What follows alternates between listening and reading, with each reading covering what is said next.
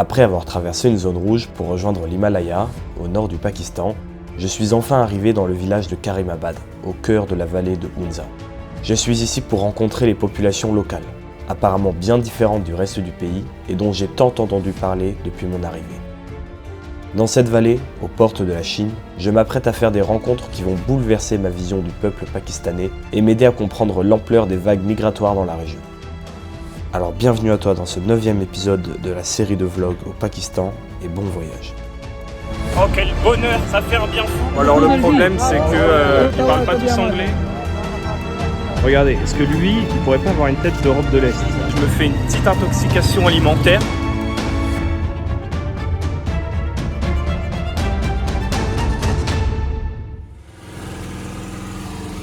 Je vous l'ai déjà dit, il faut être attentif dès les débuts du vlog. Comme vous pouvez le voir, je suis en direct, tout simplement, hop, vous allez mieux voir si je fais ça, de l'Himalaya. Il y a des gens, ils font des vlogs à Pattaya, il y a des gens, ils font des vlogs à Dubaï. Et puis il y en a qui vont au nord du Pakistan, entre l'Afghanistan, le Tadjikistan, le Kébabistan et la Chine, pour vous faire des vidéos de malade. Et aujourd'hui, c'est encore une fois ce qu'on va faire. Alors, où est-ce que je suis? Qu'est-ce que je fous ici? Comment ça se fait que je me retrouve tout seul au Pakistan? Très bonne question. Je vais vous expliquer tout ça dans un instant, mais avant, j'ai plein de marches à faire parce que c'est l'Himalaya, c'est pas plat. Là, on est à Karimabad, c'est un petit village dans le nord du Pakistan. Et tout en haut, vous le voyez pas encore, mais on va s'y diriger. Il y a un château construit par un prince mongol. Voilà, rien que ça. Alors, qu'est-ce que je fais ici? Bonne question, j'en ai aucune idée. Qu'est-ce qu'on trouve ici? Des gens qui ressemblent à des mecs d'Europe de l'Est, bien qu'ils soient pakistanais. Du matériel pour faire de la rando, pas de la petite rando, puisque les pics que vous voyez sont à plus de 7500 mètres pour certains. Et dans cette vidéo, d'une part, je vais m'essouffler parce que ça fait que de grimper tout le long. On est à 2500 mètres d'altitude au village. Et d'autre part, je vais aller vous montrer le fort. Et on va en profiter pour visiter la ville, rencontrer les gens, vous montrer ces têtes de grecs qu'ils ont ici, c'est assez marrant. Et pourquoi pas aller faire une petite dégustation de trucs locaux. Alors, tout au long de la vidéo, vous allez entendre ça.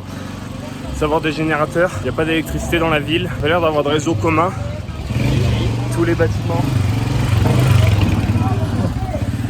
Je crois qu'il m'a dit si le gars. Je suis pas sûr, revenez en arrière pour voir, mais je crois qu'il a dit si. Mais non. Parce que chaque bâtiment a un générateur au fioul ou je sais pas quoi pour avoir de l'électricité. Et évidemment, comme c'est pas mal de routes montagneuses, on trouve pas mal de ces vieilles jeeps. Je crois que c'est des jeeps. C'est assez intéressant. Et là, voici l'école du village. Donc autant vous dire que c'est quand même assez la classe. Et il a l'air de se passer un truc. On va aller voir un petit peu ce qui se passe. Donc ça, c'est l'école. Avant, c'était un terrain de polo. Parce que le polo, donc pour ceux qui savent pas, t'es sur un cheval, est un espèce de club de golf et tu tapes dans des balles. Le polo, ça a été inventé par les Mongols. Et c'est les Anglais qui après, en colonisant, ont ajouté des règles à ce sport et l'ont pratiqué chez eux également. Mais ici, on joue beaucoup au polo. On joue aussi au cricket également. Mais regardez-moi, là, c'est à plus de 7000, je crois qu'il a dit 7500 mètres. Le mec m'a dit hier. Le pic tout en haut derrière. Donc c'est quand même une vue de dingue pour aller à l'école. Ça donnerait presque envie de retourner. Et alors là, qu'est-ce qui se passe?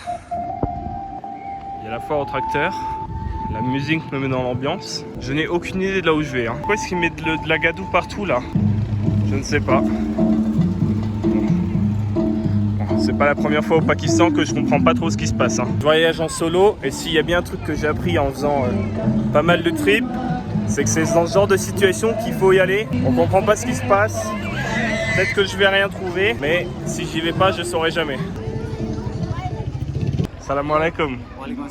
How are you, brother? I'm fine. Is it okay if I do a video for my friends? Yeah. What is this guy doing? Dirty on it. We try to clean. Bon, il est en train de nettoyer. Je suis pas trop sûr du move, mais ok. What are you doing here? Bags, mats. Okay. And we have traditional caps. That's the cap of women. Okay, it's for women, this one. Yeah. It's funny because I saw a guy, a tourist, with this one and not this one. Yeah.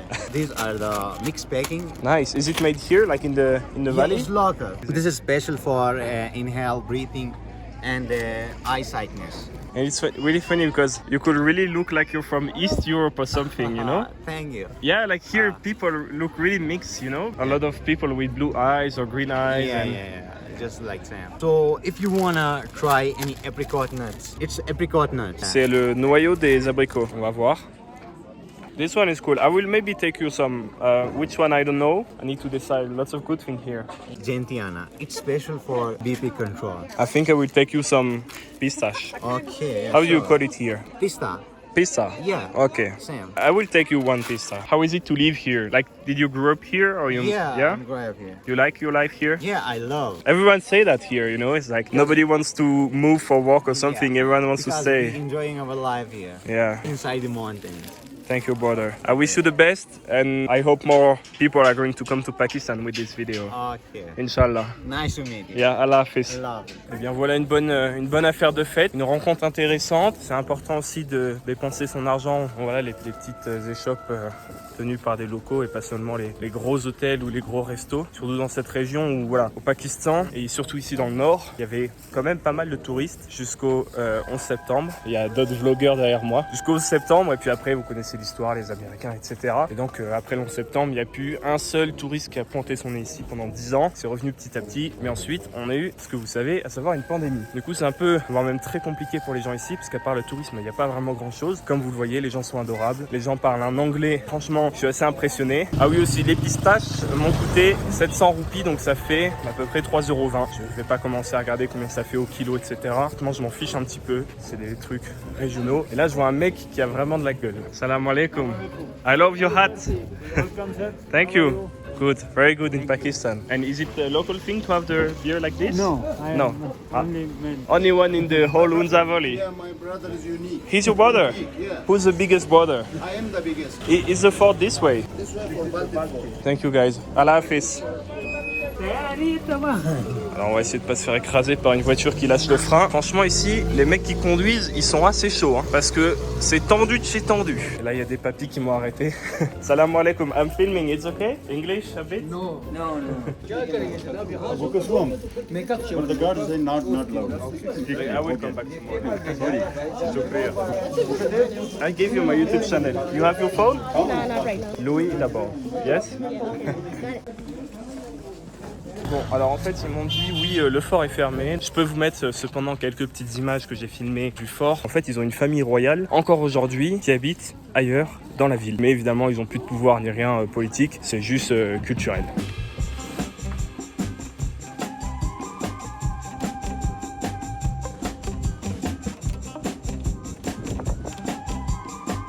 Franchement, là, si c'est pas de la belle vue, dites-vous bien que le king du fort, le mec il avait son lit juste là derrière. Je suis sur la photo, je gêne. Le gars il avait son pieu juste là et toute la vallée c'est à lui. Donc le mec il se levait tranquillou, il était dans sa petite maison. Donc déjà petite montagne là-haut, 7000 mètres quand même. Alors on a des mecs qui franchissent les barrières avec écrit ne pas franchir. Et le mec il se levait, il regardait sa vallée, check, est-ce que tout va bien, est-ce que tout le monde est content, est-ce qu'il y a la famine, j'en ai rien à faire. Bon alors hier j'ai mangé ici, mais comme vous le voyez à la fumée, j'ai senti le barbecue pendant 2 jours. Donc je vais essayer de changer d'endroit. Je propose qu'on parte tout simplement à la recherche d'un endroit où on va pouvoir manger, commence à se faire faim. Alors si vous regardez bien, vous pouvez mettre pause, vous voyez que les gens ici ont parfois des têtes bah, c'est pas des têtes auxquelles on pourrait s'attendre pour les Pakistanais. Et en fait c'est simplement dû au fait que dans ce qui est aujourd'hui la Grèce ou ce qui peut être même la Tchétchénie, etc., ça peut venir du même peuple. Et donc c'est pour ça qu'ils ont parfois des têtes qui... Bah disons-le, ils ont pas des têtes d'arabes, quoi. Ils ont pas des têtes de Pakistanais comme on peut le voir ailleurs dans le pays. Ici, ils ont même certainement parfois des têtes limite d'asiatiques avec un petit peu les yeux bridés, etc. Comme ce que peuvent avoir les gens, je sais pas, au Népal ou en Mongolie par exemple, ou même au sud de la Chine, parce qu'en réalité, par là-bas, à je crois 80 bornes, c'est la Chine. Donc voilà, petite vie de village, comme dans tous les petits villages, des petits vieux qui regardent les gens passer. Et il y a quand même pas mal de touristes. Alors 99% des touristes, c'est pas des occidentaux, hein. C'est des Pakistanais qui habitent ailleurs dans le Pakistan et qui viennent visiter ici. Parce que bon, faut le dire, il y a quand même des arguments. Moi je vais en profiter pour aller visiter un petit peu par là-bas. Je me suis jamais trop aventuré sur cette route, donc on va y aller. Tandis que je vois la tourist police, donc une police, vous allez le voir derrière moi à un moment, de ce côté-là, qui est là uniquement en fluo, qui est là uniquement pour les touristes. Là, c'est Mokhtar. Enfin, je sais pas si ça s'appelle Mokhtar. C'est mon petit épicier à qui j'achète de l'eau. Là, je vais prendre mon petit café le matin. Là, je suis vraiment quasiment un petit habitué de ce village. Il y a quand même l'air d'avoir pas mal de shops qui vendent des noix, etc. C'est vrai que dans toute la vallée, on peut le voir en bas, il y a beaucoup d'arbres fruitiers. Qui ont des noix, des cerises, etc. Il y en a vraiment pas mal. Vous voyez le fort dont je vous ai montré les images. Il surplombe en fait le village et la vallée. Et c'est assez marrant parce que cet endroit a vraiment tout pour être hyper touristique. La nature est folle. Il y a le K2 qui est pas loin, donc la deuxième plus haute montagne du monde, si je crois bien, juste après l'Everest. Tous les gens quasiment parlent anglais ici, vous l'avez bien vu depuis le début de la vidéo. C'est pas des gens qui ont fait des écoles de tourisme ou quoi, hein. C'est des Pakistanais lambda qui habitent ici. Ils ont tous un très bon niveau d'anglais. Le coût de la vie est extrêmement peu cher. Je pense qu'il y a quand même peu de pays au monde où on peut voyager pour aussi peu cher que le Pakistan. Mais d'un autre côté, on a encore cette mauvaise image du Pakistan. Mais il faut bien l'avouer, les infrastructures, c'est pas encore ça. C'est compliqué de se rendre ici, honnêtement. C'est au fin fond du Pakistan, donc faut y aller. Puis la route, voilà, il n'y a pas d'accès. On peut pas faire du tourisme vraiment pas de masse, mais à plus grosse échelle, c'est compliqué. Alors ça construit, mais encore une fois, difficile pour eux de faire des investissements et de construire sans être sûr qu'il y aura des touristes derrière, parce qu'actuellement, il y a très peu, voire aucun de touristes. Donc voilà, ça par exemple, c'est encore les moyens de venir ici. C'est des minibus avec tout le bordel sur le toit. Je sais qu'il n'y a rien, enfin je me doute que là il n'y a plus rien. Ça a l'air un peu mort, mais juste pour vous montrer la vue, je pense que ça vaut le coup. Là c'est le Kopachi, je crois. Kopachi, un truc comme ça. 7788 mètres, ça j'ai retenu. Et là on est en plein été au Pakistan. Il y a des glaciers qui sont énormes. Bon, je propose qu'on commence à trouver un endroit pour manger. Mes critères sont simples. Une belle vue et la cuisine la plus propre possible, parce que là je vous montre pas tout, hein. Et je vais vous filmer des filles qui vont à l'école. Tous les enfants vont à l'école à pied ici sur la route, en chemin. On a croisé des petits villages où tu vois des gamins qui marchent un bon bout de temps pour aller à l'école, parce que tu croises des gamins pendant bien 10 bornes. Donc je vous disais, je vous montre pas tout, et je vous montre pas non plus que là ça va faire 7-8e jour que je me fais une petite intoxication alimentaire. Donc j'essaie de prendre le moins de risques possible au niveau de la bouffe, mais c'est assez compliqué. Et là je viens de voir une tête de yak, je crois que c'est un yak. Bon, il m'a l'air mort décédé, mort sur le coup je dirais précisément. Et moi je cherche toujours un endroit où manger. Je vais aller voir mon pote au café, si il peut pas me faire du riz, un truc comme ça. Alors toujours pareil, hein, quand cette ville les marche, le matin quand je me lève et que je viens chercher mon café, je suis arrivé depuis 15 minutes, je peux vous dire que là c'est un coup à mourir. My friend, how are you? It's okay if I film, I do video about Hunza for my friends. Très belle vue encore une fois ici. Et mon pote, do you have something to eat here? Do you have like just rice? No problem, I see you tomorrow for the coffee. Bon alors, j'aime pas filmer les gens comme ça, mais regardez, est-ce que lui, vraiment, il pourrait pas avoir une tête d'Europe de l'Est? Je trouve que si. Bon écoutez, j'ai pas trouvé d'endroit où la vue me plaît assez, donc je vais retourner là où je vous ai dit, là où j'ai mangé hier, où ils m'ont enfumé. J'ai demandé un kebab, mais en fait j'ai oublié qu'ici c'est pas les kebabs comme en France. C'est un vrai kebab, c'est-à-dire que c'est une brochette de viande avec du riz. C'est la version pakistanaise en tout cas. Donc je vais retourner, je vais voir ce qu'ils vont bien pouvoir me filer à bouffer. Donc on a deux choix. On peut être là où j'ai pas mangé, ou là où j'ai mangé hier, mais je vais me faire enfumer. Mais les mecs étaient drôles, donc je vais manger là. Juste j'ai plus trop confiance en leur viande, donc on va rester sur du riz et une grande bouteille d'eau. Salam alaikum. Bon, ils se foutent de ma gueule derrière. Alors, je peux pas zoomer. Ils se foutent de ma gueule parce que en fait, évidemment, je comprends pas quand ils parlent ourdou, la langue nationale ici au Pakistan. Alors, c'est pas de l'arabe, j'ai l'impression que c'est un mélange entre de l'arabe, de l'indien. C'est un peu bizarre. Honnêtement, je saurais pas trop vous dire d'où ça vient.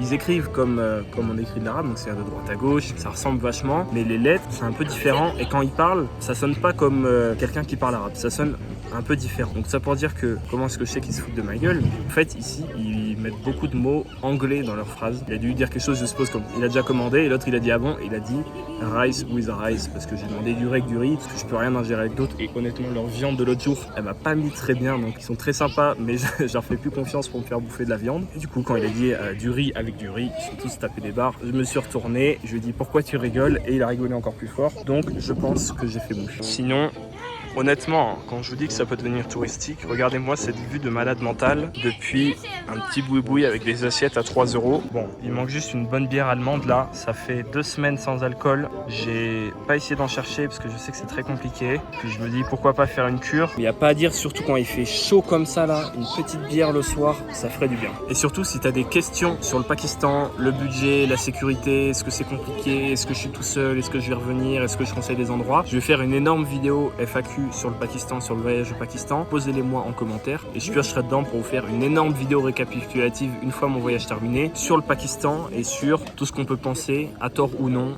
du pays. Il vient de m'arriver un truc qui arrive assez souvent ici. Ça fait 25 minutes que j'ai commandé et en fait je viens de m'apercevoir qu'ils ont oublié la commande. Alors que j'ai juste demandé du riz, c'est pas non plus du riz et de l'eau.